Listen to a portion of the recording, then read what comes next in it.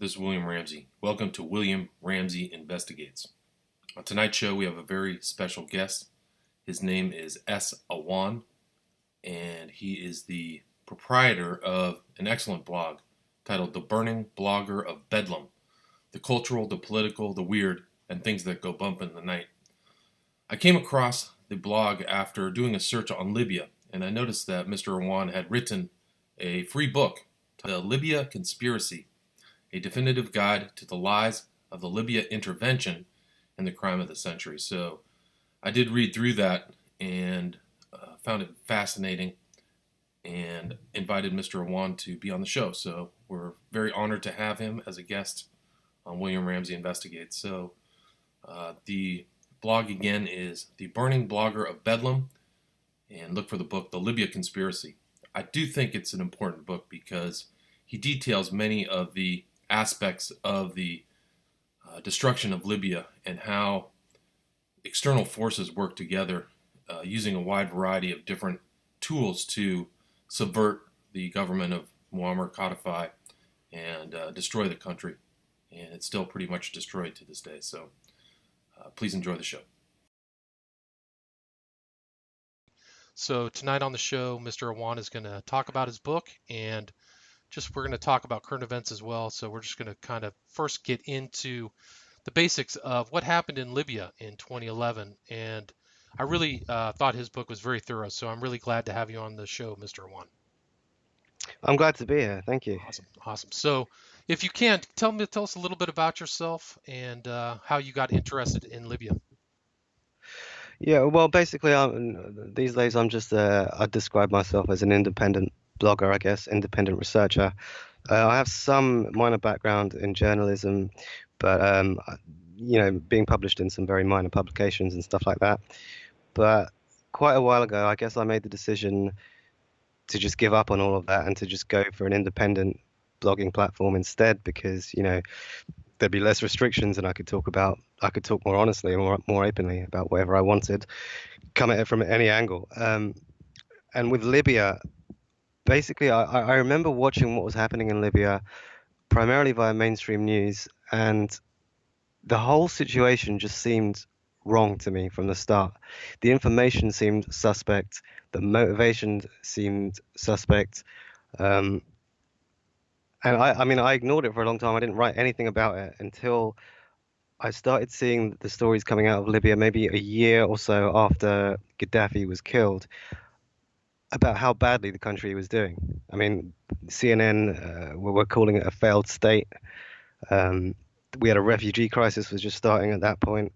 You had Al Qaeda battalions riding around cities in tanks, and there were killings on the streets and assassinations and all this stuff. And it just occurred to me that I should go back, do some thorough research, and look at what actually happened, why it happened, how it started, what the real motivation was, and why the country was just left alone after that. But after the point of Gaddafi being killed, a new government of sorts being installed, why the Western powers just completely turned away and didn't stay to stabilize or secure the situation.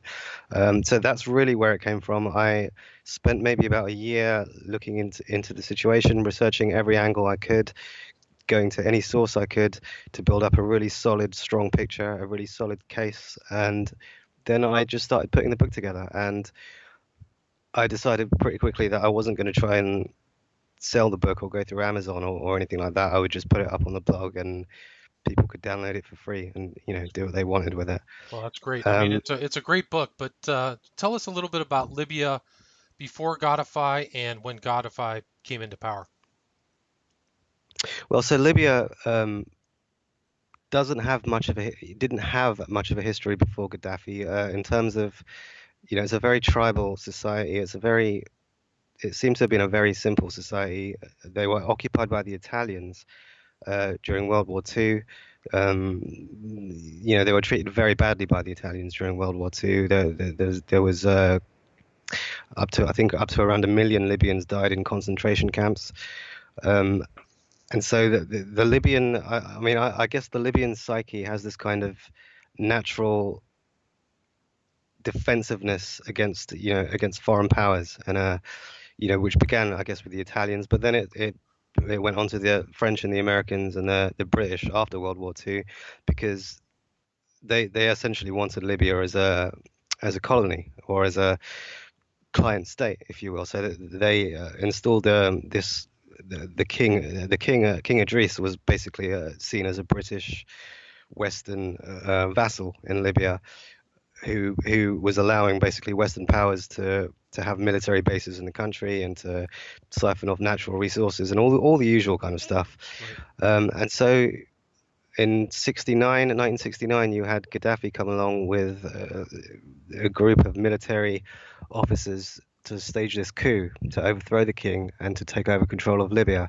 It was famously regarded as a bloodless coup. There was no fighting, there were no casualties. It was just generally regarded to have happened with the common consent of the people, generally speaking. But yeah, it's interesting when you look at that. When you look at 1969, and you had a coup that was basically very orderly, with no bloodshed and no violence, and compare it to 2011, which was a coup as well, I guess was a coup, but was the exact opposite. It was just complete chaos and bloodshed and dead bodies all over the place. Um, and you get two very different ideas of what a coup is. Hmm. Two very different types of coup. Um, and the coup in 1969 arguably led to a couple of decades of very solid growth and development, and economic development and social development and infrastructure building and all of this. Whereas the coup in 2011, where we're now 6 years or 7 years on, and there is nothing. I mean, there is just all these rival factions and terrorists and failing governments, and Well, let's talk about that. What was Gaddafi's policies in trying to build the infrastructure of his country? well, it was a very kind of. I mean, I guess you could call it socialist. He had a I guess he had a socialist kind of leaning. That's how he saw it. He was inspired by largely by General Nasser in Egypt. Hmm. He was so the idea was of Arab nationalism, of building up a very strong, independent Arab states. Nationalize everything, all the industries. Um, Avoid, keep out foreign ownership and foreign entanglements and all of this kind of stuff, and just build up a very strong independent state. But I mean, they had some socialist principles in there, I guess, but really the idea was Arab nationalism. He was big into this Arab nationalism, and he actually spearheaded an initiative, I think, in the early 70s, where the idea was to combine Libya, Syria, Egypt, possibly, or maybe it was just Libya, Syria, Egypt, into a kind of unified Arab state. They would all be independent nations, of course, but they would have a common defense pact and a common kind of economic policy, and they would be very intertwined in that way. The initiative didn't really work. It kind of ended up collapsing.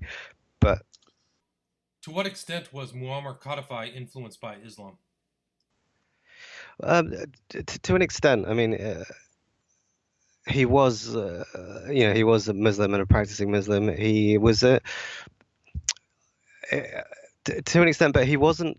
Islam wasn't a central part of the regime or the ideology. It was there as a kind of, you have some countries in the world today that are, Christian. They're not these Christian countries at the state level, but they're generally considered Christian countries. It was more along those lines. It wasn't imposed. It wasn't. There was no Sharia law. There was no, you could be happily, you could be a Christian or you could be a Sufi or whatever else. There was no. It's not like Saudi Arabia or or the kind of states that they're trying to create at the moment, where they try, where they're arming all these jihadists and Wahhabis to kind of create religious states. It was the opposite of that, really. It was a more open, tolerant kind of Islam, progressive kind of Islam, as far as I can, as best as I can tell. Um, but it was there. It was important, but it wasn't central. Gotcha. And I mean, the level of development and wealth that was distributed to all citizens was remarkable in comparison to what it was like before he took power. Is that correct? Oh, absolutely. Before he took power, Libyans were in total poverty. I mean, there were there were people living in shacks and shanty towns and tents and stuff, and under the king, under the monarchy at that time, yeah, they were in complete poverty. He came along within 10 years of his administration. You know, the job, the people had jobs, people had income. People who didn't have jobs still had income. They were getting a reasonable amount of money from the state. There was a kind of welfare state there going on. Um, People were being subsidized, for for just getting married or for having children. Housing was free. Housing was considered a human right rather than a commodity. There was all these kinds of policies going on, and I think he modeled some of it on Cuba a little bit to an extent, and he was very Okay. close to Castro. I know that. Okay. Do you So know do you know about the oil wealth of Libya? Was that the main export of the country? yeah, I mean, a very oil-rich country, and interestingly, kind of coming towards 2011, he was talking about favoring, basically turning away from Western nations in America and Britain, etc., and favoring deals with China, Russia, and India, and those kinds of countries in terms of selling the oil. And that probably would have had something to do with the motivation from some of the Western powers Wa- to go in there and Wasn't to there deal with another them. wasn't there another motivation that he was thinking about creating his own currency or supporting a currency? Have you heard anything like that? Yeah, he was. I mean, he was interested in creating an African currency backed by gold, basically. And he was also, I mean, this was also kind of part of. He had this agenda of trying to establish an African bank, an African central bank, to basically separate Africa from the African nations from the IMF and the World Bank, and to kind of have their own system going on, their own financial system, and so I mean I think he was some distance into already establishing that. They had already set up.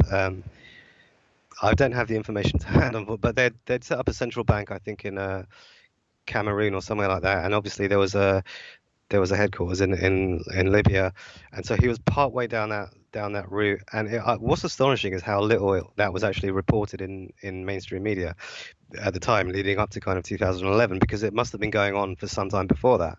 I only found out about it after the fact Right. by looking at some interesting sources. But there was a complete blackout on these kinds of stories and initiatives. One of the main reasons he was so heavily investing in Africa at this point was, I think, because his Arab initiatives had failed, and he kind of felt abandoned by the rest of the Arab world, and he was very frustrated with Arab leaders and all of this, because he'd been trying to encourage this kind of Arab unity and this interconnectedness of strong Arab states, and it just wasn't happening. So I think in his frustration he just turned away from the Arab world more and focused more on Africa, because he was in that position. Obviously, Libya being in Africa, he was in that position to be in both worlds, and he decided to turn in this direction instead. I just want to say the interesting thing about this idea that he had to create these unified, independent Arab states was that one of the key ideas of it was a mutual kind of defense pact, a mutual defense situation, which, when you think about what's happened in the last few years with the attack on Libya, the war in Syria, you could go back to the invasion of Iraq. That actually would have been very useful and very valid had that been in place. So that Exactly. if there had been this plan, to invade Iraq, it would have been, well, we're not just invading Iraq, we're going to have to face Syria, Libya, and Egypt at the same time, because they have a mutual defense pact. It's kind of equivalent, I guess, a kind of equivalent to NATO. But Yeah, because it failed, obviously each country was left to their own device, to fight their own battle, and we're left to their own devices. right. That's an excellent point because it clearly Syria could have benefited from some support from other regional states. I mean, I think that's an excellent point. Do you know what Yes. his his gold reserves? Did he have substantial gold reserves? This is my understanding. I actually don't know in terms of numbers and exact value and all that. I don't know. He did have a substantial gold reserve, yes. There seems to also be a complete mystery as to what has happened to that gold. No one seems to know. So, Well, I mean, take a guess. can you talk a little Yeah. bit about the Obama letters? Yeah, this was something I was quite surprised to come across this. So basically, very early in 2011, I think in February or March 2011, in the very early stages of the crisis, he wrote, I think, two letters at least to President Obama, basically explaining to him that what was going on in Libya was an Al Qaeda led armed uprising, and that they were fighting Al Qaeda.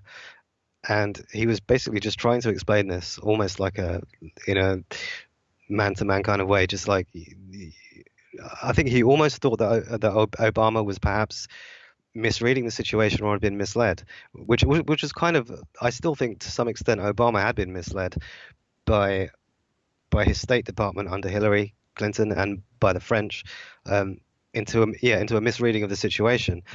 Um, to a large extent, and so these letters, Gaddafi is saying to him, please stop what please don't go along with this. Stop what you're doing. Let's return to diplomacy and let's have dialogue. Let's talk about Al Qaeda because Al Qaeda is behind this. This is what's going on. And I don't know that there were any. I mean, I assume Obama didn't reply to any of those. I'm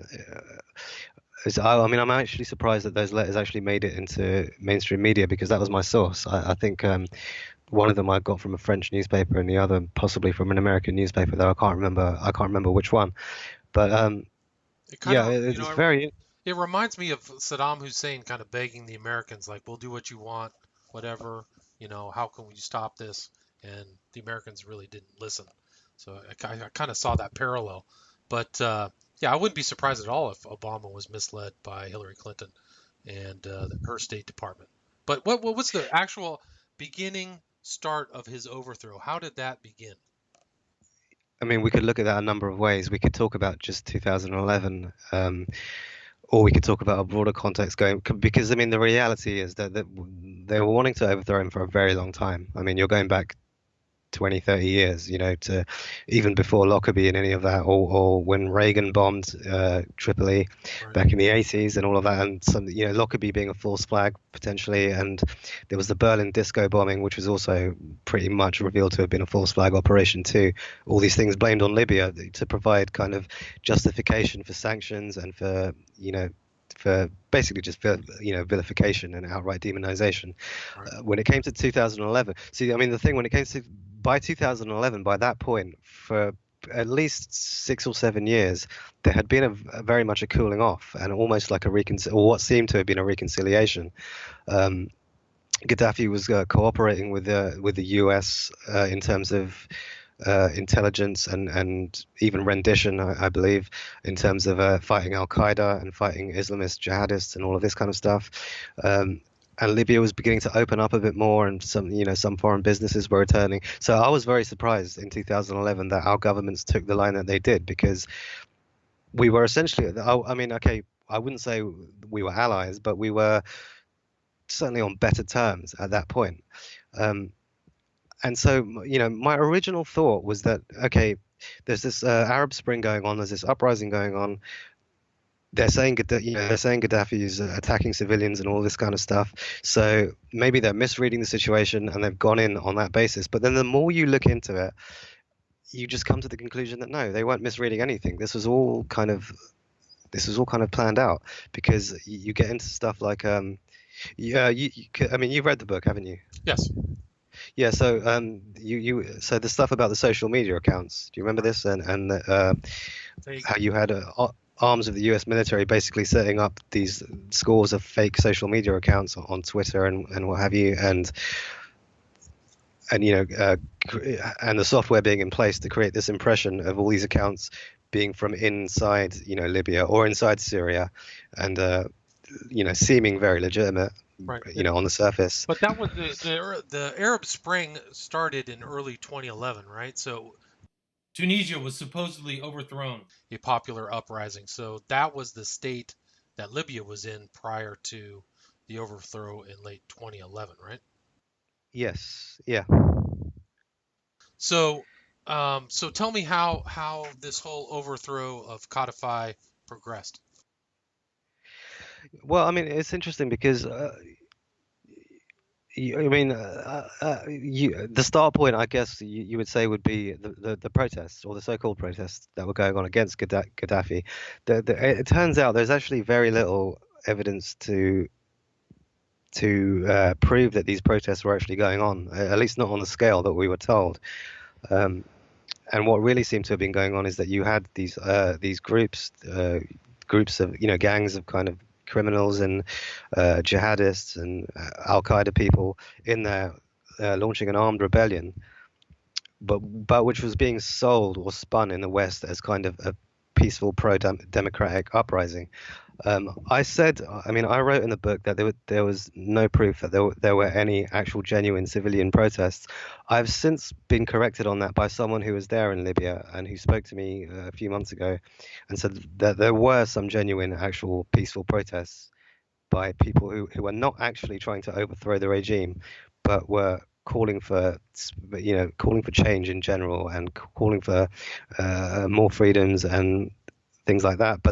I mean, these weren't people involved in an armed uprising. These were just civilian protesters. You had the armed people and the armed groups were a different matter entirely, but they got deliberately conflated by Western media to create this false impression. It's exactly the same thing that went on in Syria, where there were genuine protests and peaceful civilian gatherings going on, but there were, simultaneously there were also these armed groups and these other factions in there who sort of came in under the guise of these protests, to be, almost to be disguised by the protests, so that it took a very long time for people to actually figure out what was going on. It probably took a very long time even for the government and the authorities in Syria to figure out what was going on, and likewise in Libya. I think the Libyan military and authorities were very slow to respond because I don't think they actually understood what was happening. Gotcha. I think they were as confused as anyone. Well, there was that whole scene of Gaddafi traveling through Tripoli in his car that was published, right? I mean, that he didn't, and that was what, April, that he was going through. So he didn't sense his inevitable fate, right? Or the fate that was going to befall him, right? Yeah, I mean, I think he misread the situation for quite a while, and that goes back as well to writing the letters to Obama. I think he misread the situation because it was a very, I mean, it was very, I mean, this is what drew me to the Libya subject in general, is that it was so insidious what was done compared to like the invasion of Iraq. The invasion of Iraq, there were lies, but they were kind of very basic lies of he has these weapons and this, that, and the other, and the myth that Saddam was kind of involved with Al Qaeda and 9/11 and all of this.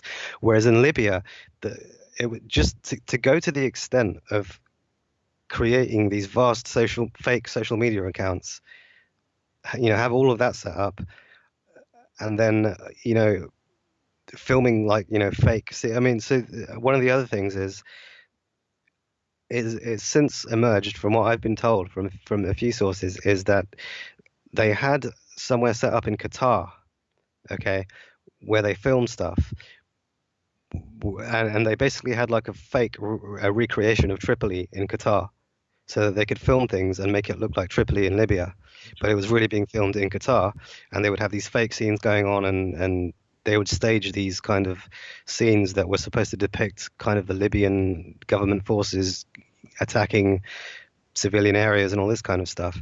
I mean, the extent that they went to create these deceptions, on all these levels, is just so extraordinary. It's so insidious compared to Iraq, which I think was much simpler.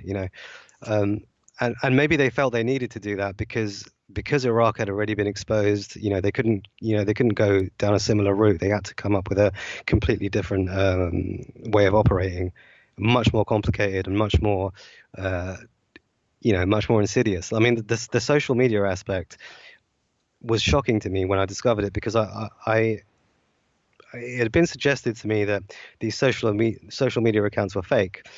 So I started looking into it, but I didn't look. I mean, I wasn't looking at alternative media or conspiracy theory stuff. I was literally just looking for. I was looking at tech magazines and computer magazines and websites and those kinds of things, stuff that isn't political or anything like that, but it's just all the geeky stuff. Right. And that's where I came across this stuff. It was in a tech tech magazines and computer magazines and websites. They were talking about this program that the American military had created, and then I'm looking at the dates of these articles, and it's February 2011. You know, literally at the same time as the Libya thing was starting up, or just slightly before that, and you start putting the dots together, and you end up with a with a very disturbing picture of what actually happened. Yeah, it was like a multifaceted approach to removing Godify from all different levels: social media, mass media, different elements, fake rebels, Yes. just an incredible different, like the whole black box of different tools were used in that overthrow. Would you agree with that? Yes, but yeah, absolutely, absolutely. But also, these all of these tools must have been set up long in advance, because you couldn't just come up with all of that as a response to what happened in February 2011. You'd need a lot longer than that. So this stuff was all there, kind of ready to go.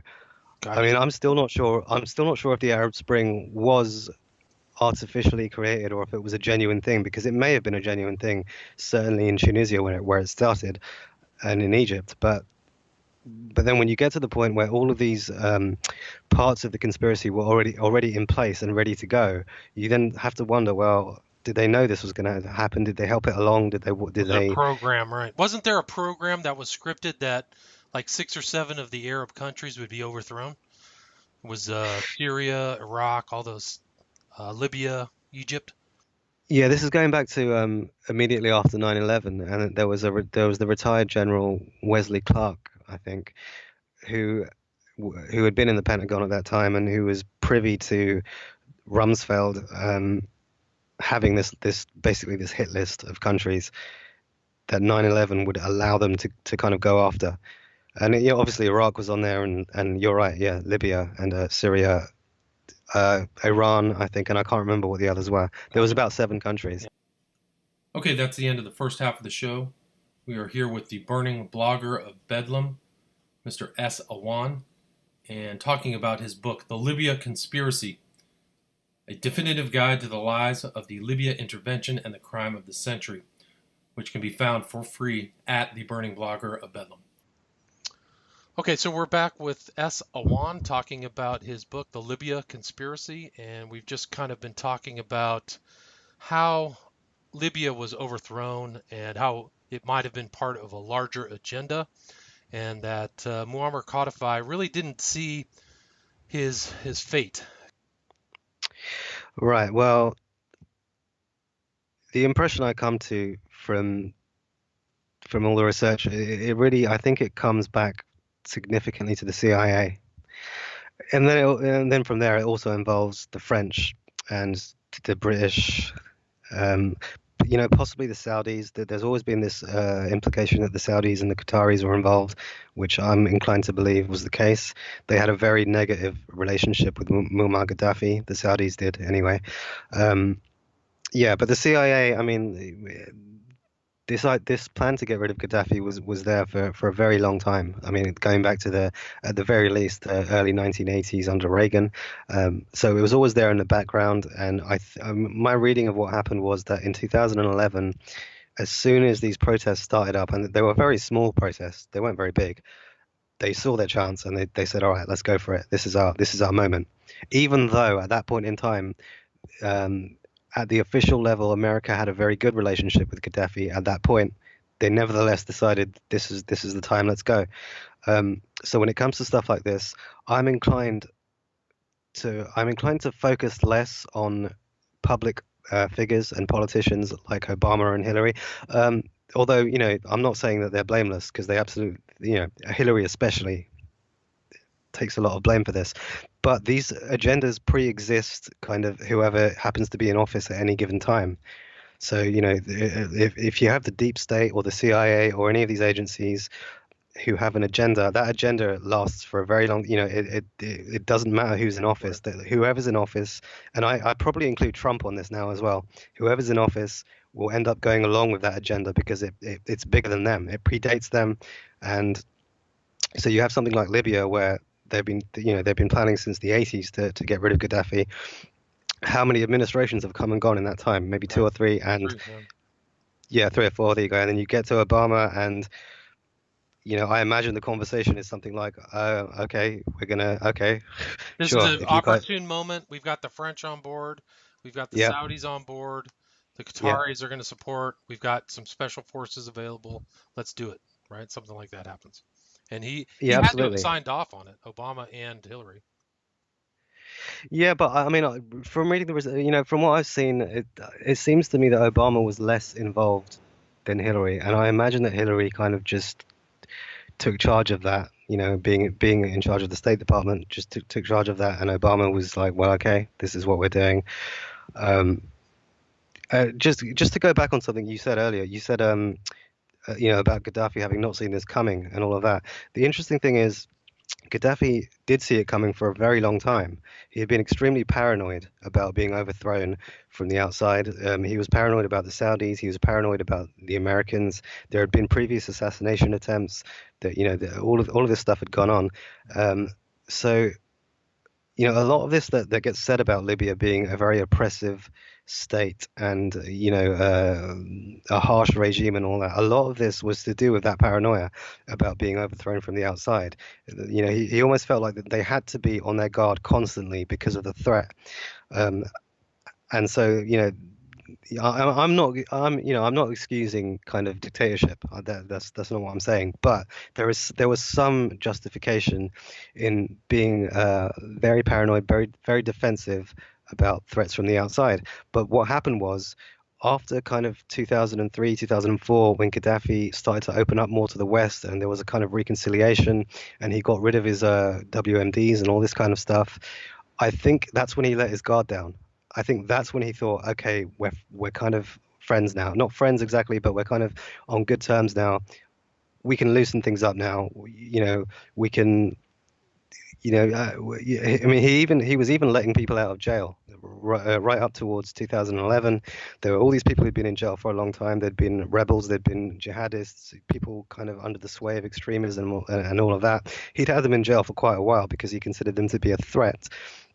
And just a few months prior, maybe even a few weeks, I might have that wrong actually, maybe just a few weeks prior to when the uprising started, he'd actually begun releasing some of these people from jail as a gesture of kind of, okay, this is a new start, let's all get along, let's all kind of, you're forgiven for these past associations and past things. There was some kind of de-radicalization program that had gone on where they were trying to rehabilitate these people, bring them away from the kind of radicalized views and all of that kind of jihadism and stuff, and send them back into society and all of this. I mean, that was obviously a mistake with hindsight. He wasn't to know that at the time because he didn't know what the foreign kind of agencies were up to. But he had this naivety that had never been there for like 20 or 30 years when he'd been very paranoid and protective. It was only in these last 7 or 8 years that he started to open up again. One of the main reasons he did was because of his eldest son, Saif Gaddafi, was a very kind of modernizing kind of influence, and he wanted to open Libya up and go in a new direction and all this kind of, he'd been wined and dined in Europe. He'd studied at the London School of Economics in the UK. He was friends with Tony Blair. He was, I believe he was even friends with the Rothschilds, believe it or not. Right. Well, not friends with the Rothschild, but he'd been wined and dined by the Rothschilds and all this kind of stuff. So he was a big influence on getting his father and getting the regime to kind of start to go in a different direction. One of the saddest things that I saw during all of this was an interview that Saif Gaddafi gave to RT during this crisis, where you could just see how betrayed and upset he was. And he's basically saying, I don't understand. I thought the Americans and the Europeans were our friends now, and we were all getting along. Why is this happening? What's going on?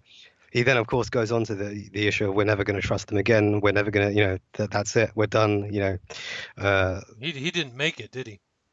No, he's alive. He's He's alive. alive. Okay. One of the codified in sons fact, was killed, right? Isn't that right?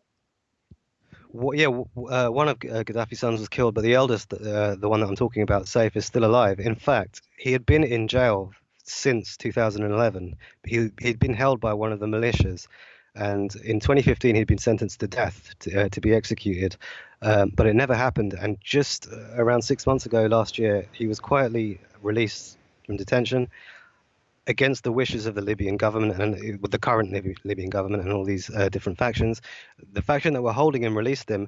All of the stories now coming out of Libya are that this Saif Gaddafi is being seen as the only hope to restore the country and to bring the country together. I Interesting. mean, this is a fascinating kind of turn of events where he's, I mean, these aren't official statements because I think they're very, very cagey at this point in time about revealing his activities or where he is and all this kind of stuff, because there are still American and French forces in Libya, although that's not being covered very much, but they are still there. So there's fears about that. But it's extremely interesting because in the context as well of what's gone on in Aleppo in Syria, with Assad basically seemingly surviving this whole thing now and probably remaining in power, it would be very interesting if in Libya it ends up being a son of Gaddafi that is the one who is seen as the hope to reunify the country potentially That's and get things fascinating. back on track. You talk about the Russian satellite data? This was so among the various deceptions that were kind of played out in 2011 by Western governments and international media was this idea that Gaddafi's air force had been bombing residential areas in Tripoli and killing civilians that way. Um, and this was repeated all over the world. I think it started on possibly Al Jazeera or one of the Arab channels. Then it got picked up by all the American and British and European media. And there was actually no proof of it because, and more than there being no proof of it, the Russians claim to have satellite data that was watching the entire area during that whole time, and they released satellite data that claimed to have shown that there was no Libyan air force in the air at that time. There was no bombing going on. None of it had actually happened. Now, unfortunately, the only source I have for this is RT, because no other media um, covered this or acknowledged it or anything else. So, I'm citing RT as the source because they're the only source. There's no way to verify that. But on the other side of the equation, the Western media didn't actually provide anything to verify their claim either. So Interesting. it's a question of who you want to believe. But the Russians claim to have satellite data all along. Twitter accounts. Talk about the YouTube strategy. Yeah, I mean the YouTube thing kind of plays into the same social media Twitter operation. So basically, you had this whole swathe of YouTube videos that came up during the crisis, showing things that were happening in Libya, showing alleged crimes of the regime, civilians being attacked and mosques being blown up and all this kind of stuff. And most of it was extremely unconvincing when you really look at it. But I then sort of discovered it through, I think, another blogger whose name, unfortunately, I can't remember. But then I spoke to some people in Libya who, via email, who seemed to confirm this, which is that there was no YouTube in Libya at this point in time. Wow. The YouTube was blocked in Libya. So immediately, you have to ask the question of Well, it's just how. it's sophisticated propaganda campaigns by the people behind the war, just like they did in Iraq or where I think there was a recent statistic that came out that said $500 million were spent on phony propaganda for the Iraq war, like a huge amount of money. So all these fake videos and stuff like that. It's probably the same thing in Libya. Yeah, well, but, I mean, this also goes back to what I was saying about Qatar and kind of setting up fake locations Right. made to resemble the locations in Libya. So I assume that a lot of these videos were shot in Qatar on fake sets and what have you. And this is also the same thing, a couple of weeks ago around Christmas when all of this was happening in Aleppo. Um, and I'm watching all these news reports on the BBC and on CNN and all this stuff. And on the BBC, I was watching that they were talking to people in Aleppo um, who they identified as activists and the white helmets and all. Do you know about the white Yes. helmets and all Uh-huh. this stuff? Uh-huh. So they're talking to these people on the ground and they're filming via Skype, and so they're filming live. And there's all these, they're making all these claims about we're under attack right now. They're coming, the army's coming, the Russians are coming. This is our last message. You in the West have abandoned us, and we're all about to be killed, and all this stuff. And you're watching that, thinking, well, hang on a minute. You're telling us that Aleppo is under siege. You've been bombed to hell for months, and you're being bombed right now by the Russian Air Force.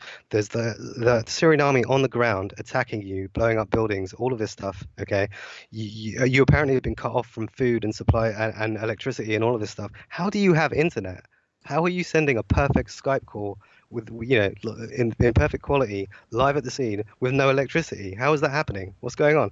And you've got BBC reporters sitting there. I don't know if that question even occurs to them, or if they're knowingly in on this, or what. I don't know what's happening, but how do you not ask that question? I guess the kid who was supposedly taken out of the rubble. I don't remember. Did you see that story? He had like ash on his face that turned out to be fake. Yeah, yeah. Yeah. Just on the white helmets. Have you heard of Vanessa Bailey? No, please tell me about that. Yeah, so Vanessa Bailey is a British peace activist and independent journalist who I've had quite a lot of contact with. I've spoken to her a bit on my blog, and she has a blog as well. And she's been out in Aleppo fairly recently, and in Syria quite a bit. And she's probably the primary source of the exposure of the white helmets for what they, for the kind of fake organization that they are, and all of this. Um, and it's really interesting how she just does not get invited on mainstream media shows. No news channels will interview her or ask her about, because you'd think, here's a British woman, she's been in Aleppo, she's in Aleppo. Why don't we speak to her, find out what's going on? But no, I mean, no one goes. I mean, she's been on RT, she's been on some alternative media and stuff like that, but no one's interested. Interesting. Instead they're speaking to these people who we don't even actually know who they are, and all these dodgy things going on. You've got an actual independent journalist there on the ground who's not being approached, and then you have Western media who don't have anyone on the ground in Aleppo. Literally no one. CNN had no one there. BBC had no one there, but who are reporting on it and purporting to show us what's going on in this city where they have no presence, where they have no one there. Makes absolutely no sense. Yeah, that makes sense. I heard about the white helmets from 21st Century Wire. Yeah, she is a contributor to 21st Century Wire, so it might have even been some of her stuff you were reading, I imagine. I might have just not put the name to the story, yeah. So that's probably it. Well, let's get back to kind of the Libya conspiracy and talk about rebels, mercenaries, terrorists, people disguised as Arabs. Can you talk about how that kind of military assault took place on Libya? Yeah, right. Well, I mean, so basically, when you ask the question of who was actually on the ground in Libya doing the fighting against the Libyan government, there's a couple of tiers to this. So at the first level, you have kind of armed rebels who've been armed from the West. This is a mixture of people. You've got some mercenaries there, but basically it's a mixture of people who are jihadists or aligned with Al Qaeda or some of these kinds of groups, or just basically criminals for hire and all this kind of stuff going on. A lot of kids got swept up in this and were basically just given weapons and told to get involved and all this kind of stuff going on. But then you go up from that. You go up one, and you've got the foreign agencies on the ground. So beginning with the French, it seems pretty clear from what the information I've seen that there were French agents on the ground from literally day one. Literally the very first incident that there was in February 2011, the very first incident involving armed people attacking military locations in Libya, you probably had French agents on the ground. After that, you then start to get American and British and other and Qatari and other personnel getting involved. A lot of these were disguised as Arabs. I mean, I talked about this. The interesting thing is when you research a lot of this stuff, you don't even have to go to alternative media or so-called conspiracy sites or any of that kind of stuff. You can just go to mainstream media because they leave clues scattered all over the place, whether deliberately or otherwise. So I mean, a lot of this stuff I was getting actually from the Guardian and from Washington Post and mainstream media, revealing that the SAS were in Libya on the ground, but that they were there kind of unofficially, at a point when we weren't officially involved at all. We hadn't even had a UN resolution or anything, but the SAS were on the ground. And they were apparently going after Gaddafi. This was all in mainstream, journalism. They were there working with the Qataris, so you had lots of Qatari agents on the ground who, because they are Arab and have that natural kind of complexion, they were able to kind of blend in and with the locals and kind of sell themselves as Libyans and all of this kind of stuff. There was some talk of British operatives, basically. I mean, British operatives basically using Qatari operatives to impersonate Libyans, and all of this was going on. There were mercenaries from all over the world there. There were people who'd come from the US. There were CIA agents on the ground. There were jihadists from Afghanistan, which is quite far away from Libya, on the ground in Libya, who'd been shipped there by the CIA. Somewhere in the area of around 1,500 or something like that of them. There were jihadists who had been involved in Iraq in fighting against US forces in Iraq, who were now shipped into Libya to fight against the Libyan state.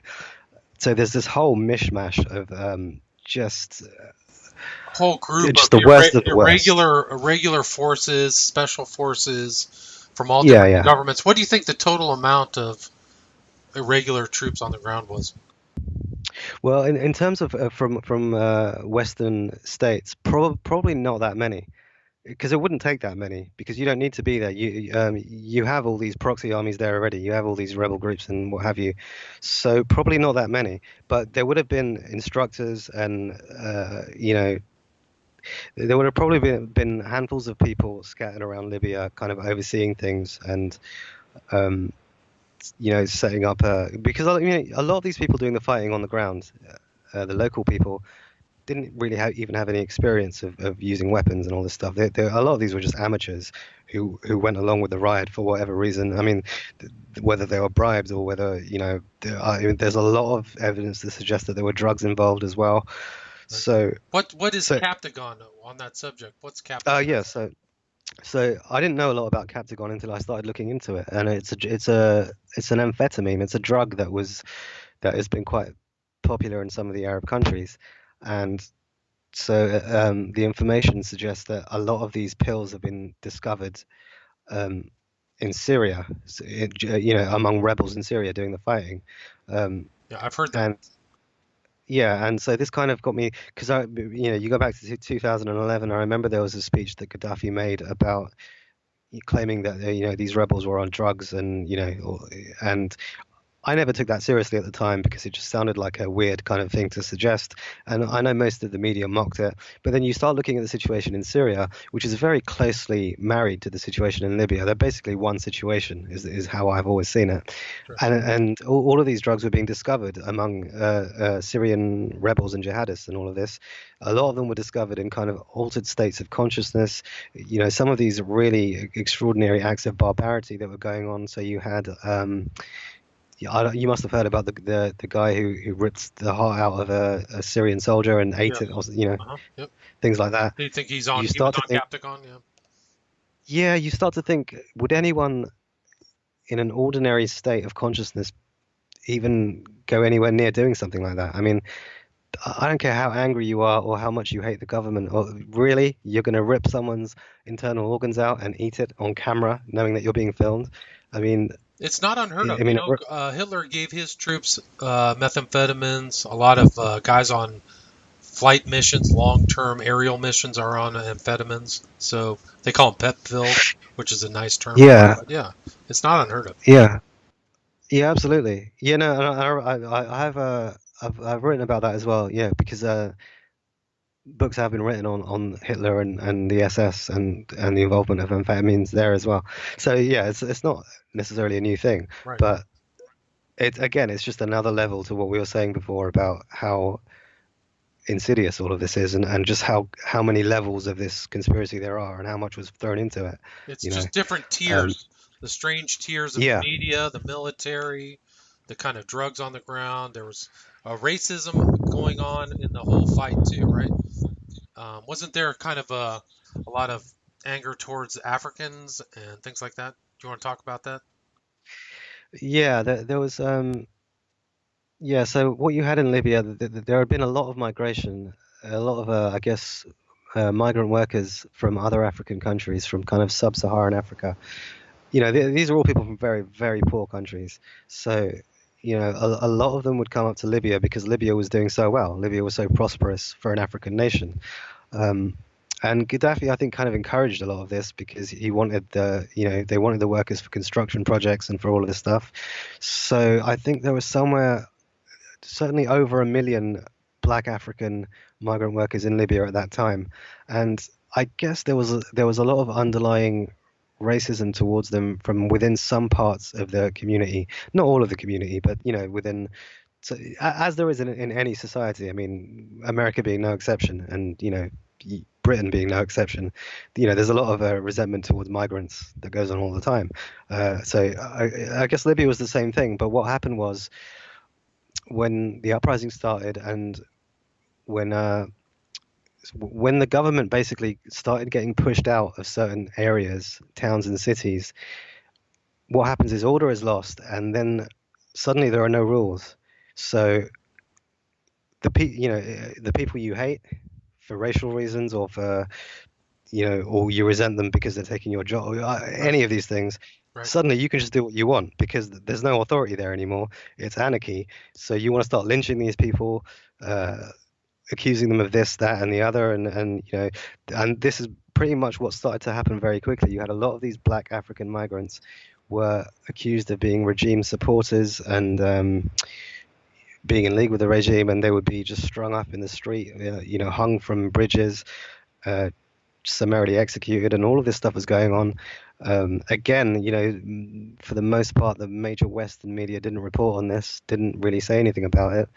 The accusation then came from Western media that there were a lot of these African mercenaries. There were these black Africans in Libya were working for Gaddafi and were mercenaries. There was very little proof of this, and if you really look into it, even this many years after the fact, there remains very little proof that was actually going on. The mercenaries were actually on the other side, were the people being brought in by the CIA and by from Afghanistan and from elsewhere, the jihadists. Those were the mercenaries.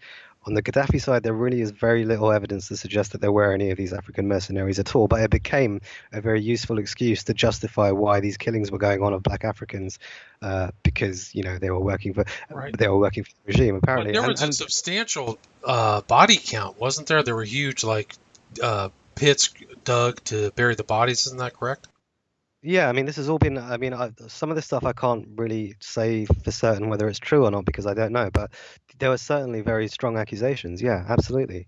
Um, even from groups like Amnesty International and Human Rights Watch, who a lot of people consider to be pro Western agenda entities, but they're a lot of the time they're not. A lot of the time they do just report what's going on.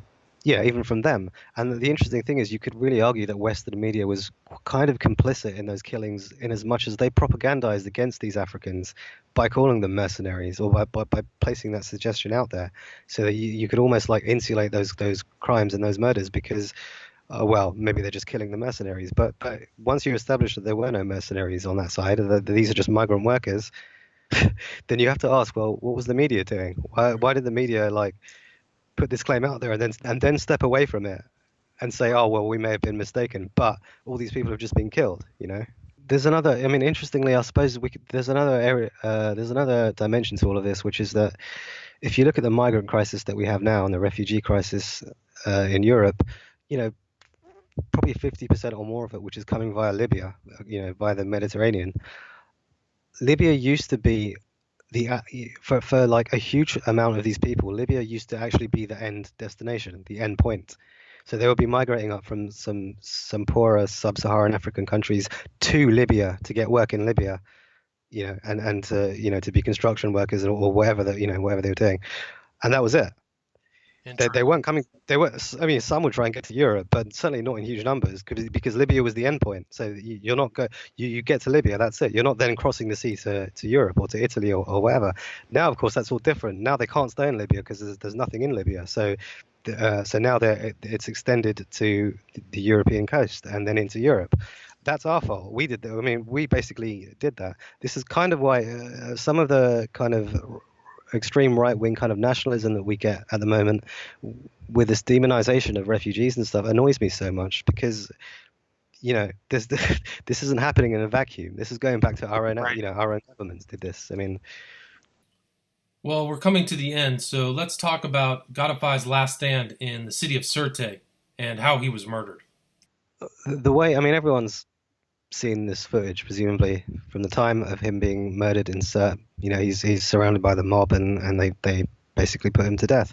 And that was always presented as they happened to capture him. They found out where he was, and they executed him. The reality, of course, is that once you accept or once you discover that there were Western agencies on the ground, including the SAS and including American agencies and French and all of this, who are most likely embedded with the rebels, that whole story changes, because this becomes more of an assassination than just more of a Western-backed assassination than just something that was happening on the ground among all these crazed people. Gaddafi's convoy, had been bombed by NATO bombers, forcing him to flee and eventually end up in this kind of sewage piping or wherever he was. And then, more than likely, what happened was these rebels were tipped off to exactly where he was from Western sources, saying, "Here he is, go get him, do what you want." The subsequent claims have come out that the French intelligence might have been in the crowd and actually been the ones to fire the shot that killed him. I don't know if that's true, but there are very strong claims being made. There are subsequent claims being made about Hillary Clinton's involvement, about whether she gave the go-ahead for the execution. The claim is that she was in Libya at that time, I believe in Benghazi, meeting with representatives and leaders of what was being called the National Transitional Council. The You have the that de facto, yeah, you have that picture in your book of her in Benghazi. Is that right around 2011?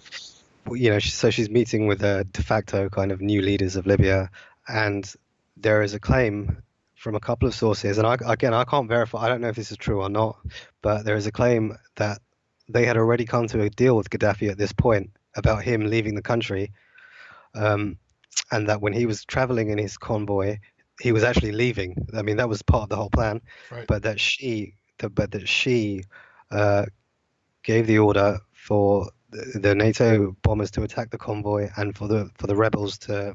Well, I mean, like, one of the most disturbing things about all of that is that he appeared to have been traveling under a white flag convoy. I mean, they had white flags literally attached to their vehicles, which suggests that he was leaving. I mean, That's what I had heard as uh, well. So I and definitely. and just yeah, and just the idea of attacking a white flag convoy, just on its own, is just extraordinary, really. I mean, Yeah, it's incredible. It's really very ruthless. Very ruthless.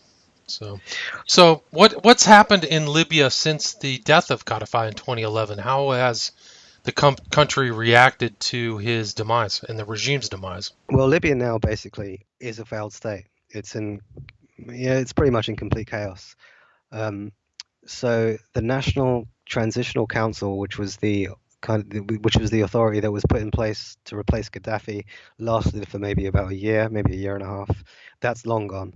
Um, so then in 2014, I believe, Libya erupted into a second civil war, where different factions who had, previously overthrown Gaddafi were now fighting each other for control of the country. Interesting.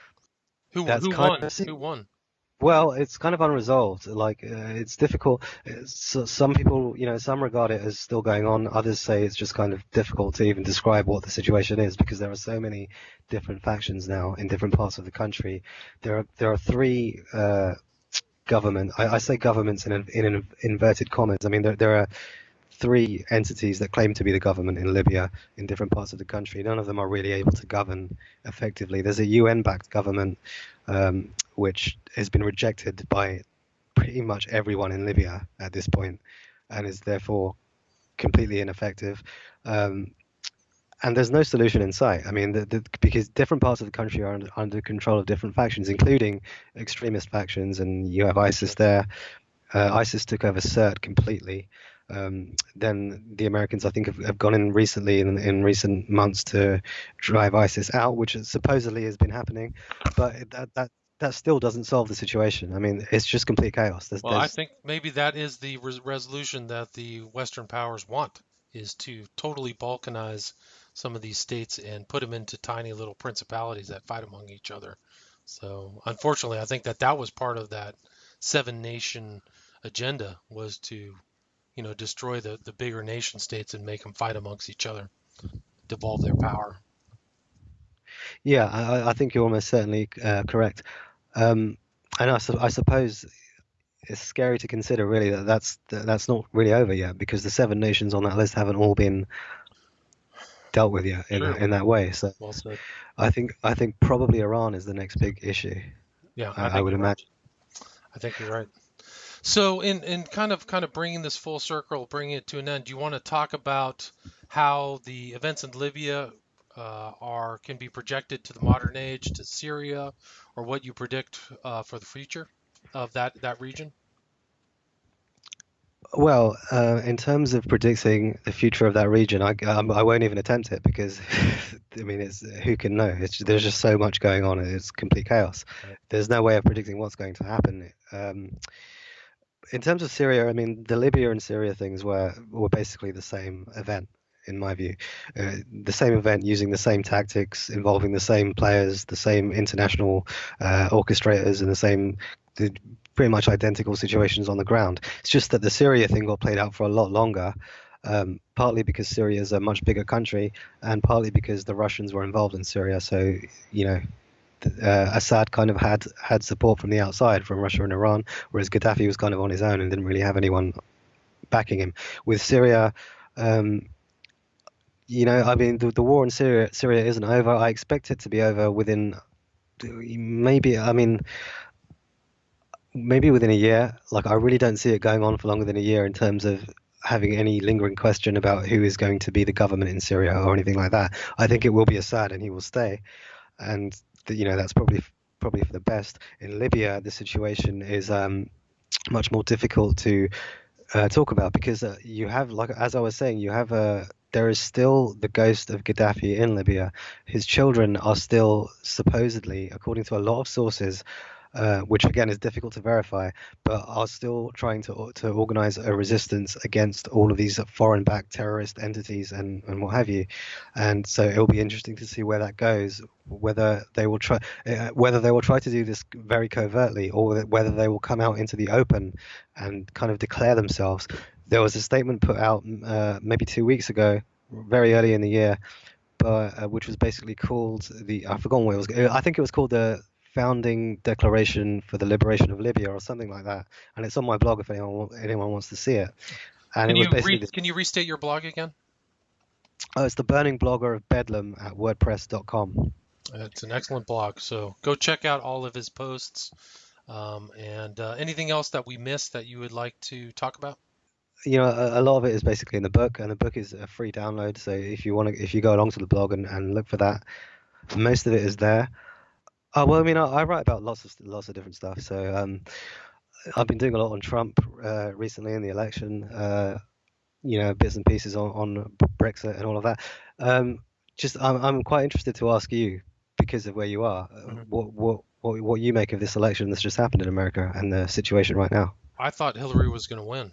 I was Yeah, 95% sure she was going to take it, so I was surprised when Trump won. So I think that he's put around him some very intense military people, and he's yeah, already starting to take action. I think that the decision to come out of the TPP was good. That was an excellent decision for the country, so I like yeah. that. Um, but you got to see what somebody does. I really don't know if he will enact or do what he said he would do when he was campaigning. But I think that, looking example of Hillary in Libya, if she became president, I think that it would be bad for the U.S. I think that she's a warmonger, and she said some very inflammatory things about Iran and Russia that, to me, are dangerous. So, in a certain sense, I like the people around Trump with See, this is where, reservations. I mean, I think he was a better choice than Hillary, Yeah, but I agree. I have serious reservations though about Trump and some of the people around him. Maybe not so much Trump himself, but some of the people around him. And there are. I mean, I've posted about this on the blog if anyone wants to check it out. But there are a number of neocons that seem to have been brought into the fold around Interesting. Trump, which I find Which a bit ones? troubling. Well, see, I have a list of them on the blog. And I can't remember exactly which ones. There was James Woolsey, and See, I wasn't you aware know, that he was back. The central figures for me are, what is it, Kelly, Mattis. Those guys are all military guys. I like Pompeo as the head of the CIA.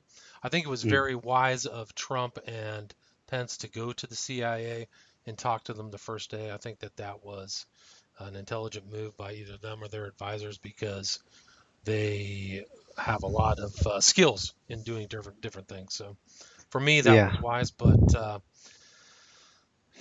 yeah, I have to say I like some of the things Trump has done with reservations. So we'll see what happens in the future. I don't know.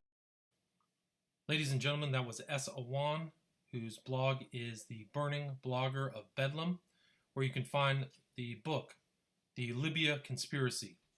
So please go to that blog, take a look around.